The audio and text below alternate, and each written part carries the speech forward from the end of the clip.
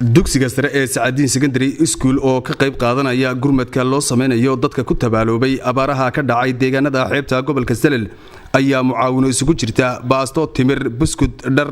iyo kabo soo gaarsiiyay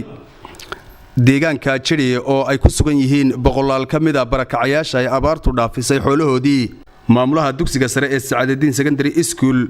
mudane Xuseen Daahir Buux iyo maamulaha qaybta boardingka dugsigaasi mudane Cilmi Sahal Farax oo iyagu halkaasi ka hadlaya ayaa waxay yiraahdeen deeqdan maanta aan guddoonsiin doono xildhibaanadii degmada Siilac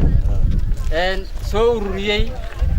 waa ardayda iyo macallimiinta dugsiga Saacadiin dadka loo gacan ka geystay way jiraan oo ah dadka magaalada oo xoogaa xisno soo daray iyaguna aad bay u mahadsan yihiin salaan kadib maanta waxaan wadnaa deeq waxaan soo gaarsiinay magaalada Jiri dadku tabaalaysan oo la soo ururiyay way abaaro ku dhifteen waxaan guddoonsiin doonaa timir baasto buskud iyo dhar iyo kabo waxaan guddoonsiinaa xildhibaanada degmada Siilac oo waarkiisana nala jooga waana noo wada qaybin doonaa insha Allah haddii Allah yiraahdo ardayda dugsiga sare Saacadiin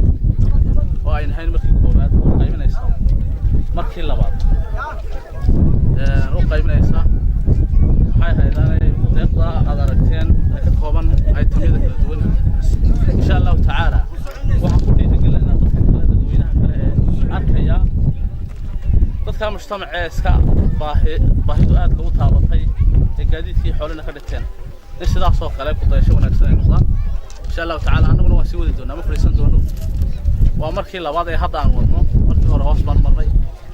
mar labaad baan soo marnay 5 iyo 6 iyo 10 waa wadi doonaa insha Allah geesta kale qaar kamid ah mudanayaasha golaha deegaanka degmada Siilac oo iyagu halkaasi ku sugnaa ayaa aad ugu mahadnaqay ardaydan iyo maamulka dugsigaasi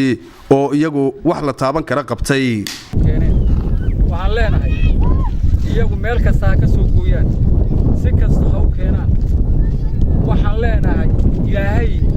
ha idinka abaal mariyaan leenahay oo ha idin miisaanka ilaahay ha idin gudaayo ardaydana tii aflaxda Allah ka dhigaan leenahay ummadda walaalihiina ee bacadka jiifta ee maanta sida aad u arkaysaan yar yar ka ah ee dabka u kala kacayn haddaad u soo damqateen Allah idinka jazaa'isiyaan leenahay macallimiinta iyo maamulka iyo dugsiga geesta kale waxay xildhibaanadani baaq u direen dhammaan hay'adaha caalamka iyo kuwa maxalliga ah waxa kale oo halkan ka jeedinaynaa oo aan leenahay baaqay la dhaan waxa jirta cadceedu way soo kulaanaysaa abaartu maalin ka dambaysay dadku sii dhicifayaan maalin ka dibsay dhibtu sii kordhaysaa maalinta ka dibsay iyo balaayada iyo wareerku sii badanaya halka maanta waxa jooga koob iyo 50 qoys baa jooga oo xalay badankooda la keeno laga keenay riigga maxaa ku dhaday kaloo la keenay oo aawana waxa la keenay baa 8 gaar dhibta inta leeg ee xoogga taala waxaan leenahay ummadda walaaliheeda ee muxsiniinta ee arkaysa waar hal la soo gaaro wixii nambuuxa uu karayo hal la soo gaaro ayaan leenahay gurmadka degdega ah halkana inaan ka qaadno meel yar oo biyo la ku ururino maxamed Cawaale Daahir Shinila News magaalada Siilac.